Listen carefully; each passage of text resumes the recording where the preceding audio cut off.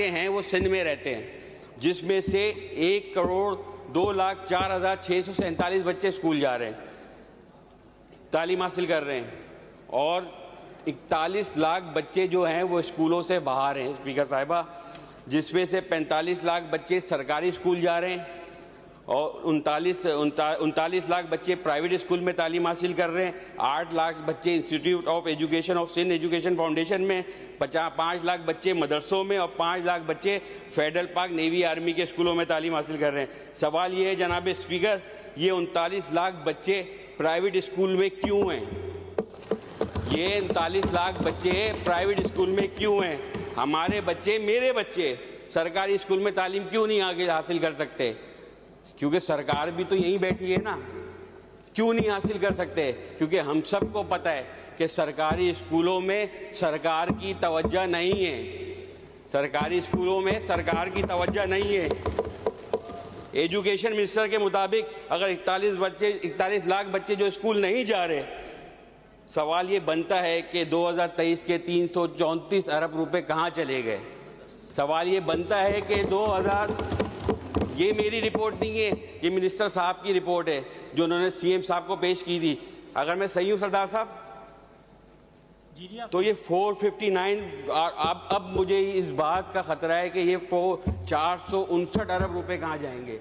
ये मैं जब नेक्स्ट बजट आएगा तो 2025 में मुझे उम्मीद है, बल्कि चले मुझे यकीन है कि ये तादाद में बहुत बड़ी कमी होगी। अगर आज 39 लाख बच्चे नहीं हैं तो मैं ही अगले स्पीच में खड़े होकर इस गवर्नमेंट की तारीफ करूंगा अगर इसकी फिगर 50 से 60% कम हो जाए। अगर हम यहाँ किसी की इस्लाह कर सकते हैं तो हमें तारीफ करने में भी कोई यार नहीं, चाहे जो भी अच्छा काम करे हम उसकी तारीफ करने को तैयार है।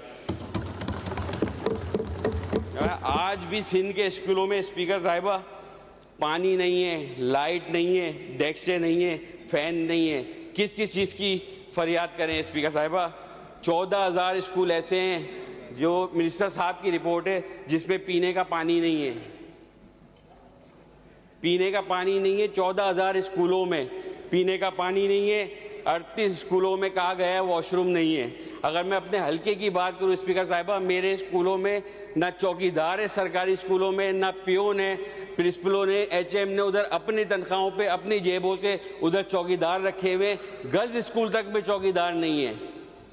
स्पीकर साहिबा, जब पाकिस्तान बना तो सिंध के शहर को दाऊ यूनिवर्सिटी तोहफे में मिली। इस वक्त कराची की आबादी 4,45,000 थी। 1951 में कराची यूनिवर्सिटी बनी। इस वक्त कराची की आबादी 10,68,500 थी और 1977 में एनईडी यूनिवर्सिटी बनी। इस वक्त कराची की आबादी 35 लाख थी। आज कराची की आबादी 3 करोड़ से ज़्यादा है। आज कराची में कोई चौथी बड़ी यूनिवर्सिटी नहीं बनी, 3 करोड़ से ज़्यादा है, कोई नई बड़ी यूनिवर्सिटी नहीं बनी। स्पीकर साहिबा, जो तस्वीर मुझे बाद में दिखानी थी वो मैं आपको दिखा चुका हूँ। सिर्फ तालीम पे मैं आप लोग के लिए एक शेर अर्ज करूँगा। हैरत है कि तालीम में है पीछे, हैरत है तालीम में है पीछे, जिस कौम का आगाज ही इकरा से हुआ था। जनाब स्पीकर, मुझे एक एज हासिल है क्योंकि आप माशाल्लाह सीट पे आ गई हैं, क्योंकि आपने भी 13-14 मिनट की तकरीर करी थी, तो मुझे थोड़ा सा वक्त देंगी, थोड़ा सा मुझे वक्त देंगी आप ना। 13-14 मिनट मुझे करने जनाब स्पीकर, 23-24 का अगर हेल्थ का बजट देखें तो 227 अरब था और 24-25 का 302 अरब।